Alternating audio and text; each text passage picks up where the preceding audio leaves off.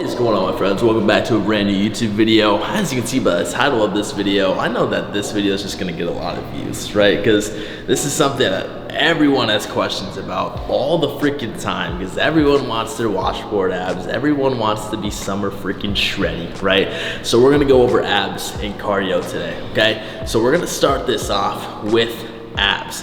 And you know, there's three main things that we focus on with abs, and it's one, building, two, revealing, and three, tightening them up, okay? And this is gonna look like three separate areas. And number one, obviously building your abs is like any other muscle group, like building your biceps, building your triceps. Sorry, I look super flat and small right now, it's whatever.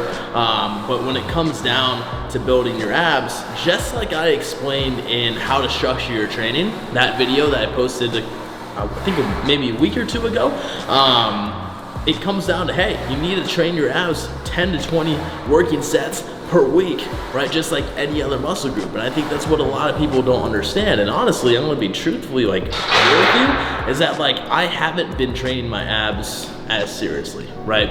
Now, I've made the commitment to train my abs pretty damn seriously for the rest of prep, because in reality, I wanna have a freaking crazy ass core on stage. And I know that when you talk about people like Ryan Terry, right? He's a men's physique guy, we'll put a picture of him right here.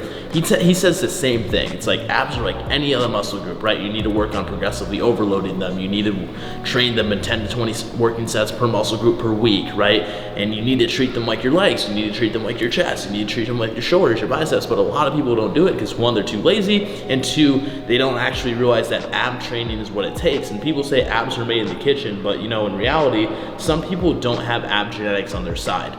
And I'm gonna be real with you and say the reason why I don't train abs that often is because genetically I've always had abs on my side. Even when you put a picture of me when I first started my fitness journey right here, I had the structure, I had abs already, right? So, you know, that's why I really haven't trained abs as seriously. But if you're someone that's been training for quite some time and you cut down and you don't really have like really rock hard solid abs, obliques coming in, you are someone that doesn't really have developed abs or a developed core and needs to start training them more seriously.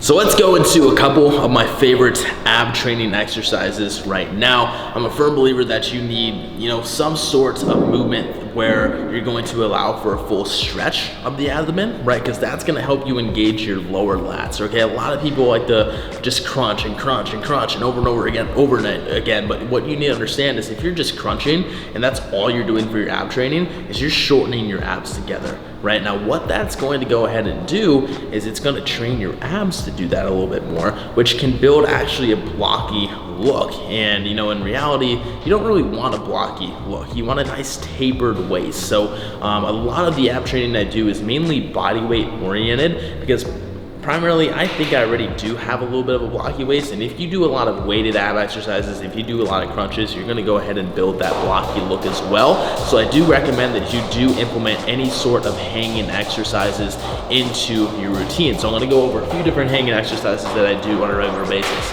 So first one I do is just gonna be your typical hanging leg raise, right? It's where you're just gonna hang right here. You're gonna flex your lats to keep you more stable, and you're just gonna bring your toes up and down. Making sure that I'm getting a full stretch in the abdomen down here, coming up, coming back down.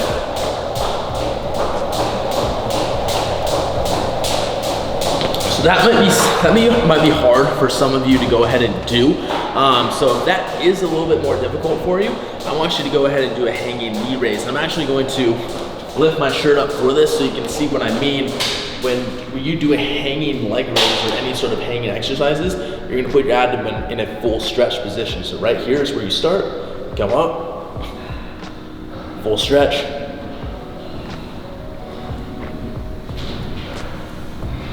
You don't wanna be swinging, right? You don't wanna be using momentum like this. You wanna be using only your abs.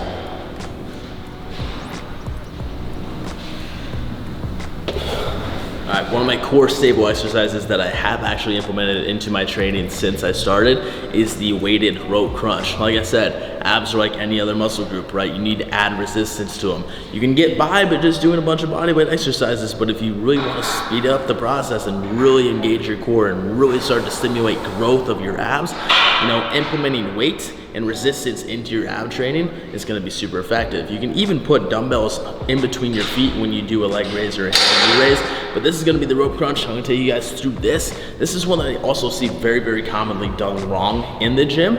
So first thing we're gonna do is we're gonna come down here on our knees, right? And you wanna start in a fully stretched position with your abdomen here. You just wanna maintain a tight position with your arms to hold the rope tight. And then you wanna come down. There's no reason to come all the way down here, okay? There's also no reason to start all the way up here, right? Start, engage your abs, flex them, come down.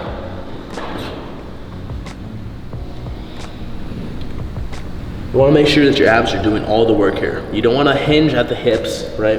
If you're hinging at the hips, this is what it ends up looking like, right? You basically end up sitting back. So in reality, my legs and my hips are gonna stay pretty stationary. And again, my core is the only thing doing the work here. So this is what your range of motion should look like during this movement.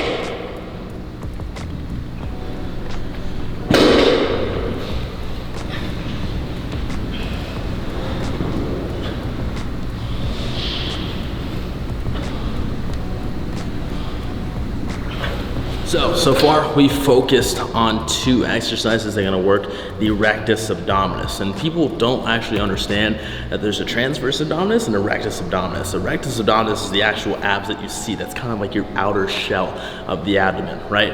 There's one way to train the transverse abdominis, which I will get into after this, but the next is your obliques, right? These are the gills on the freaking side, right? That a lot of people don't like to target and activate. You know, if you're doing general leg raises, rope crunches, you're going to target your obliques, but not so much as an isometric target. So similar to how you're bench pressing, chest is the primary activator here, shoulders and triceps are the secondary activator. Same thing when you're doing any sort of crunch, leg raise, right? But we're gonna make the obliques the primary activator. I'm gonna take you through my 2 favorite oblique exercises at the moment, one weighted, one body weight, that I like to throw into my ab routine. So what we're gonna go ahead and do is, if you play baseball, you'll probably be pretty good at this, but think about how when you're swinging a baseball bat, your first movement is the hips, right? You're bringing your hips down like that. That's all of your oblique, right? That's all oblique activation. So that's what I want you to go ahead and do when you're doing this oblique twist, is I want you to grab here, right? Walk it out. Well, that's the full stack. Please hold. Walk it out and simply just focus on twisting right here and bringing this across, right? You don't want to just punch this across, but you just want to twist across just like this. Usually I like to do 20 each side. Starting up here, this should be ending down here at this hip.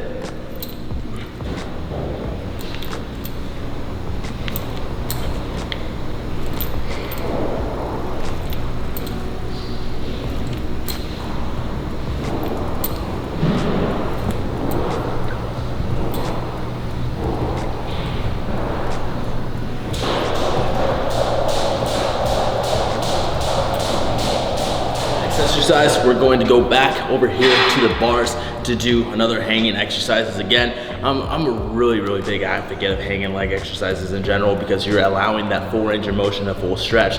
Similar to how, you know, let's think about a bicep curl, right? If you're doing bicep curls like this, if you're doing bicep curls with a full stretch of the bicep and coming down, I want you to keep that same kind of mentality in mind when you are training your core. And hanging allows for that full range of motion and that full stretch very naturally. So I'm gonna go into 2 variations of a leg raise here that are going to target the obliques. One's gonna be a little bit more beginner, one's gonna be a little bit more advanced. So first things first with the beginner, it's gonna be kind of like a knee raise, but an oblique variation. So essentially what you're doing is you're just focusing on crunching your obliques upwards just like this, right?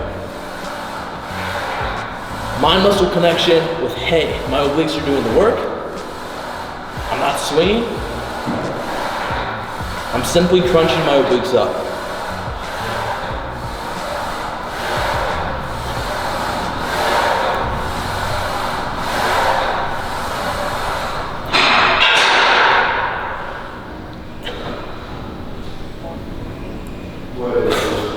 All right, more advanced. All right, this is even super hard for me, but you've probably seen them done. These are called windshield wipers, right? So essentially it's almost like a hanging leg raise, a full leg raise, but we're going side to side with our legs to allow for that full stretch and activation of the obliques here.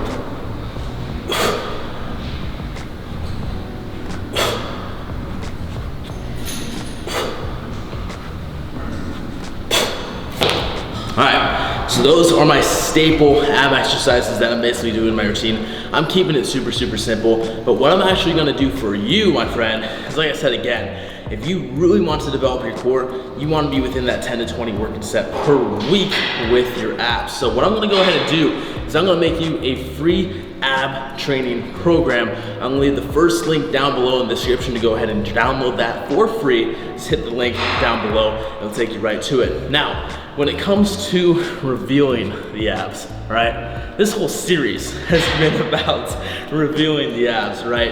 And you know, that's done in the kitchen. That's done by putting yourself in a caloric deficit on a consistent basis. And we don't have to go too much into this, right? But you know, generally, what I recommend for someone that's going to be starting to eat in the deficit, really wanting to reveal their abs, their obliques, all that muscle definition that they've worked for, number one, I'm gonna tell you this, okay? You cannot put yourself into a caloric deficit and expect to see, you know, full muscle bellies, like shreds, like freaking stage ready shreds if you haven't built them, right? I would say, hey, if you wanna be shreddy, you gotta build the shreds first. Right, so if you haven't actually focused on a muscle gaining phase, on a muscle building phase, an ab building phase, I'm gonna say that you're gonna lose weight and you're not gonna be too happy about what you see. In reality, you're probably just gonna end up looking like a freaking beanstalk. I'm gonna be real, right? Because if you don't have a lot of muscle already built, what are you gonna see when you end up losing weight? You're probably gonna put yourself back at square one and you're gonna look even smaller than you are. That's the truth, right? That goes for anyone, right? No matter what body fat percentage you're at, if you actually have it focused on muscle building, you're not gonna be able to see much when you put yourself into a deficit, okay? So revealing your abs comes down to, hey, if I'm ready to put myself in a deficit, if I feel like I've had a successful gaining phase and I have a lot to show for, all right, I'm gonna times my body weight by around 14, 15, or 16, and I'm gonna subtract 5 to 25% of those calories to put myself in a caloric deficit. All right, last but not least, like I said, is ab tightening, okay? This is where the transverse abdominis comes into play. Transverse abdominis is something that is trained, right, especially through compound lifts, but it isn't directly trained. And one of the best ways, and actually the best way to train your transverse abdominis directly is by practicing vacuum. So right now, my vacuum protocol is 5 holds as long as I possibly can every morning and every night. What I've seen is this has significantly just tightened up my core, my stomach, my gut in general. And I'm gonna be real with you, like I still kind of am, like if I'm just chilling, right, my gut kind of just like hangs out, right? And I want to be able to train that to be staying tight all the time. How do I do this? I'm gonna go ahead and flex my core and fully exhale, and then I'm gonna bring my belly button right here, right? I want to bring my belly button into my lower back. So if you're a beginner, I recommend kind of putting your hands on something and bending over or doing it on the floor. But here's what this looks like, okay? So I'm gonna fully exhale. All my air.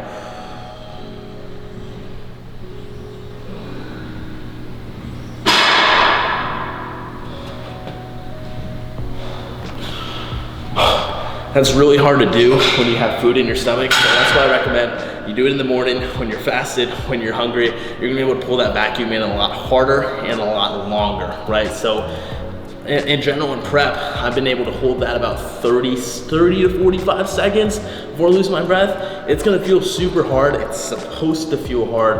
The easier that they get over time, the more your abs, your core is going to end up tightening up. So this is something you had to be super disciplined with and super consistent with. Next question, do you need cardio? What about cardio? What do I gotta do? Number one, you don't need it, right? I don't care who you are, you don't need it. In general, I could be prepping right now for summer shredding without cardio. right? I'm gonna go over why I'm making the choice to use cardio, but I also wanna let you know that cardio is simply just going to be a tool for fat loss, a tool for cardiovascular health, a tool for increasing your overall health in general. So if you want to implement cardio because you do like the health benefits of it and it just makes you feel more lively, makes you feel better, then 100% I'm gonna recommend it. But if you implement a brand new nutrition protocol, a brand new training protocol, right? Your body is going to adapt, your body is going to change, right? By just being super adherent and consistent with a new protocol, cardio is going to be a tool for a higher caloric expenditure. So if you're working yourself into a caloric deficit and you add in cardio, to where you're burning about 200, 400, 500 calories per session, right? And you add that up, hey, you might be burning an extra 1, 2,000, 3,000 calories throughout the week, which allows you to actually eat a little bit more food and continue to lose weight, right? So, or you can make the choice of eating less food and doing no cardio, or you can make the choice of eating more food and implementing cardio, if that makes 100% sense. I made a video on this in the past called list versus hit, which one's better, okay? Personally, I'm someone that's doing a low intensity, steady state cardio right now because in a sense, I look at it as active recovery. Whether that's the treadmill, whether that's the Stairmaster, you know, in general, I did Stairmaster for all my prep, my first prep, super fatiguing on the legs. Now, don't get me wrong, treadmill's definitely becoming a little bit more fatiguing on the legs now that I'm super low calorie and really digging in this portion of prep right now. But, you know, in a sense, the treadmill, the Stairmaster are both tools of active recovery, right? With a low intensity, steady state cardio protocol, what you're doing is you're actually working up to a steady heart rate and maintaining that throughout the duration of the time. This will be 10, 15, 20, 25, 30, 35, 45 minutes, an hour long, right? Depending on how long you actually want to do your cardio. And this is going to be, one, a hell of a lot easier. Two, it's going to take a little bit longer, but three, it's going to be a lot easier on your central nervous system, and it's going to be a lot less fatiguing, which is why I do recommend a low intensity steady state routine for anyone that's getting into bodybuilding, packing on as much muscle as possible, maintaining as much muscle as possible. When you get to high intensity interval training, this is going to be a little bit more of an athletic style of training. So if you're someone that just wants to stay athletic, you want to stay quick, you want to stay agile, fast, right? You like the intensity behind sprints and high intensity interval training, I'm going to recommend it, right? And in reality, it's a little bit more fun, right? You're going to be sweating, you're going to be burning a lot more calories in a short amount of time. That's the whole reason behind it, right? So just go in intervals, right? You could be doing sprints, you could be resting 30 seconds, could be sprinting again, could be doing battle ropes, jump ropes, right? Now the reason why I do that is because one, it's more fatiguing, two, you're stimulating more muscle. When you're already training 6 times a week and you're stimulating and you're picking up heavy shit, you're putting down heavy shit, you're squatting heavy shit, right? You're already going to be fatiguing your central nervous system. You're already putting your muscle under stress and load. And if you add more to that through high intensity interval training consistently throughout the week, one, you're gonna have to eat a lot more food. Two, recovery is going to be a hell of a lot harder. Three, you will feel the effects, okay? When you talk about someone like LeBron James, when you talk about someone like Marshawn Lattimore, right? NBA player, NFL player, like they go through this sort of training, but they also eat, they pay super close attention to the recovery, all their habits, right? So that's something you need to keep in mind if you do want to implement high intensity interval training into your routine. I'm going to be straight up and say, hey, if your goal is to be a bodybuilder, really not the best routine for you. If your goal is to just be in really good shape, you know, and look lean and look aesthetic, right, by all means you can do it, but make that choice and make a smart decision between, hey, do I want to do list or do I want to do hit, right? So all in all, with cardio, with abs, you know, if your primary focus is to build abs, make sure 10 to 20 working sets per muscle group per week.